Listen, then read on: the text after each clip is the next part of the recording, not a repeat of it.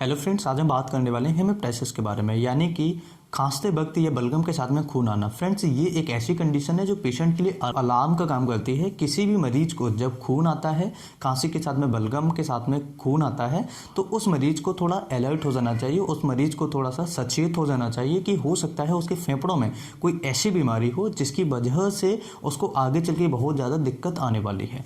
ये टॉपिक बहुत ज़्यादा महत्वपूर्ण है, इस वीडियो को लास्ट तक जरूर देखें क्योंकि इस वीडियो को बारीकी से समझना बहुत ज़्यादा जरूरी है। हम समझेंगे इसके सबसे पहले कारण क्या होते हैं। कारण में सबसे पहला कारण होता है ट्यूबरकुलोसिस। ट्यूबरकुलोसिस यानी कि कई ऐसे मरीज होते हैं, कई ऐसे पेशेंट्स होते हैं जिनको टीबी की बीमारी की वजह से, जिनको टीबी का इन्फेक्शन लगा हुआ है, जो टीबी की इन्फेक्शन से ग्रसित हैं लंबे समय से, उन मरीजों को खांसी के वक्त या फिर बलगम के साथ में खून आ सकता है। लेकिन उन मरीजों को खांसी के साथ में रात, जैसे लंबे समय से खांसी होना, बुखार आना रात में, उसको पसीना आना रात में, या फिर उसका वजन कम होना, अगर ये सिम्टम्स उस मरीज को हैं तो हो सकता है कि उसको ट्यूबरकुलोसिस की वजह से खून आ रहा हो। अगर हम बात करें कि लंग कैंसर के बारे में, तो लंग कैंसर में क्या होता है, लंबे समय से किसी मरीज को अगर कैंसर से ग्रसित है या फिर लंबे समय से उस मरीज को बार बार खून आ रहा है, जैसे 1 महीने आया, फिर उससे 1 महीने पहले आया था, या फिर 6 महीने पहले भी आया था, थोड़ा थोड़ा अमाउंट में उसको खून आता है, तो हो सकता है उसे लंग कैंसर की बीमारी से ग्रसित होने के चांसेस हैं। अब हम बात करते हैं इसके अलावा कारण, जैसे कि ब्रोंकिएक्टेसिस है या फिर एक्यूट ब्रोंकाइटिस है। लंग्स की कई सारी ऐसी बीमारियां हैं जिनकी वजह से भी मरीज को खांसते वक्त या खांसी के साथ में या बलगम के साथ में खून आ सकता है। हम बात करेंगे हार्ट के बारे में। जब हार्ट पंप करता है तो हमारे पूरे शरीर में ब्लड जाता है, फेफड़ों में जाता है, ब्रेन में जाता है और पूरे शरीर में ये सर्कुलेट होता है। अगर किसी पेशेंट का लेफ्ट वेंट्रिकुलर फेल्योर होता है, यानी कि उसका एक ऐसा चैम्बर जो ब्लड को पंप नहीं कर पाए, उस चैम्बर का काम करना बंद होता है, इसकी वजह से भी कई मरीजों को खून आ सकता है खांसी के साथ में या बलगम के साथ में। अब हम बात करेंगे कि ऐसी और क्या कंडीशन है, जैसे माइटल स्टेनोसिस है। माइटल स्टेनोसिस यानी कि जो आपके हार्ट के वॉल्व होते हैं वो वॉल्व हार्ड हो जाते हैं। कई ऐसे इन्फेक्शन है जिनकी वजह से वो हार्ड हो जाते हैं। हम बात करते हैं इसके अलावा एओर्टिक एन्यूरिज्म। एओर्टिक एन्यूरिज्म यानी कि जो आपका एओर्टा है उसका एबनॉर्मल डायलेटेशन हो जाता है, वो फूल जाता है, जिसकी वजह से भी कई ऐसे मरीज हैं जिनको खून आ सकता है। लेकिन ये रेयर कारण है। लेकिन इसमें ventricular failure, left ventricular failure, lungs के कैंसर और ट्यूबरकुलोसिस ये बहुत ज़्यादा कॉमन होते हैं। इसके अलावा भी ट्रॉमा होता है, कई पेशेंट को ट्रॉमा की वजह से, यानी कि चोट वोट लगने की वजह से भी खून आ सकता है। इसके अलावा हो सकता है कि कई पेशेंट ऐसे होते हैं जिनको लंग्स के अंदर, जैसे कि कई मरीज होते हैं जिनको लंबे समय से निमोनिया हो, ऐसी कंडीशन में भी ब्लड आ सकता है, खून आ सकता है खांसी के साथ में।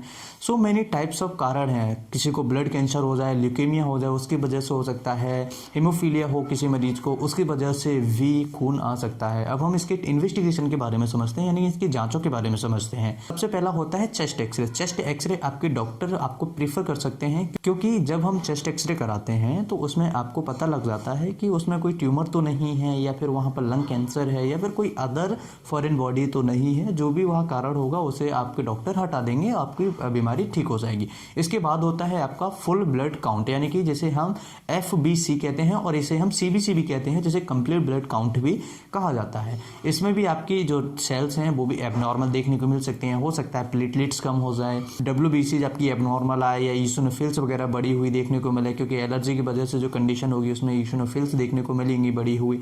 इसके अलावा हम बात करें कि ब्रोंकोस्कोपी। ब्रोंकोस्कोपी एक ऐसी जांच है जिसमें एक कैमरा लगा होता है ट्यूब के बाहर, ट्यूब के आगे के हिस्से पर, जिसे हम ट्रेकिया के अंदर डालते हैं और इसकी सहायता से हम देखते हैं कि वहाँ पर कोई फॉरेन बॉडी तो नहीं है, कोई ट्यूमर तो नहीं है, या फिर वहाँ पर कोई अदर इन्फेक्शन तो नहीं है। इसके अलावा हम बात करेंगे CTPA, यानी कि सिटी पल्मोनरी एंजियोग्राम। यह एक ऐसी जांच होती है जो पल्मोनरी थ्रोम्बोएम्बोलिज्म का पता लगाती है, यानी कि जो एम्बोलिज्म अगर वहाँ पर कोई होगा, इसकी वजह से भी आपको ब्लीडिंग हो सकती है, तो वहाँ पर हम पता लगाने के लिए इस जांच को हम प्रेफर आपके डॉक्टर कर सकते हैं। हम फ्रेंड्स, अब हम समझ लेते हैं मैनेजमेंट, यानी कि इसका उपचार या रोकथाम क्या है। तो सबसे पहला होता है कि ऐसे मरीज को तुरंत हॉस्पिटलाइज करना चाहिए, यानी कि ऐसे मरीज जिनको खून आता है या फिर उनको थोड़ा बहुत खून आता है तो अपने तुरंत चिकित्सक से ज़रूर मिलें, या फिर एक्यूट अगर किसी मरीज को अचानक से खून आ रहा है, बहुत ज़्यादा आ रहा है, तो तुरंत उसको हॉस्पिटल लेकर जाएं।